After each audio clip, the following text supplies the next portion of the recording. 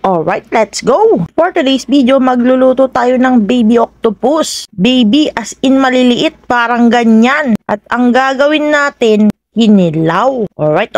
Solid nga itong pulutan. Dahil mabata-bata pa ang octopus, malambot at malasang malasa. Yung ginagawa ko nga dito parati, ginataan. Pero ngayon, kilawon naman. Una sa lahat, first of all, bumili tayo ng baby octopus dito sa palengke namin sa San Fernando City, La Union. 1 kilo yung binili natin mga kapulutan. Alam nyo naman, matakaw tayo sa pulutan. Pag 1/4 lang kasi, baka isang lunok ko lang yun. Alright. Kita nyo yan kung gaano ka-fresh. Pagka lininisan at hinugasan ko na yung octopus. Rinamas-ramas ko ng asin para maalis yung mga lansa-lansa niya. Alright.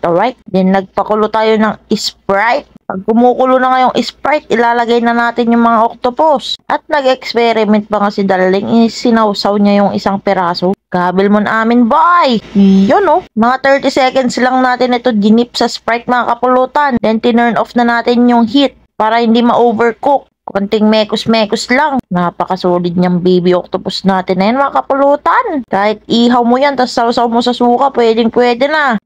You know, pag nakita nyo na yung ganyan yung itsura, yung nag-curl na yung mga tentacles niya, tsaka kulay pink na siya medj. Napakasarap niyan. Pwede nang kainin. Alright.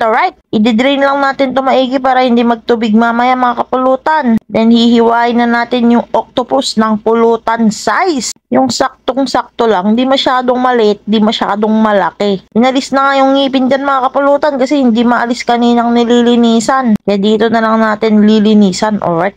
At yung kulay black na nakikita nyo dyan, di yan madumi. Yung tinta na yan mga kapulutan, yan yung magpapatamis sa ating kinilaw. Hindi yan malansa. Depende sa taste nyo. Alright.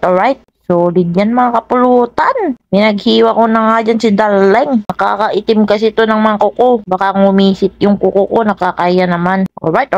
After nga niya mahiwa lahat, syempre titimplahin na natin yan ng luya para maalis yung lansa, sibuyas, pampaimas at sili na red. Maglalagay din tayo dyan ng calamansi juice. Mga 7 pieces yata yun eh. Then paminta na mga 1,085 pieces. Alright.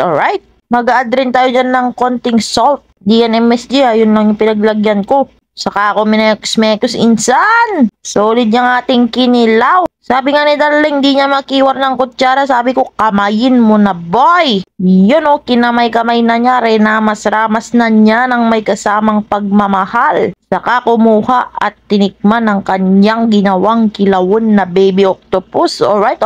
At dahil nga goods na ang kilawon, nagtimpla na tayo ng napakaraming C2 gin. Kasi iinom na tayo mga kapulutan. Solid boy. Alright.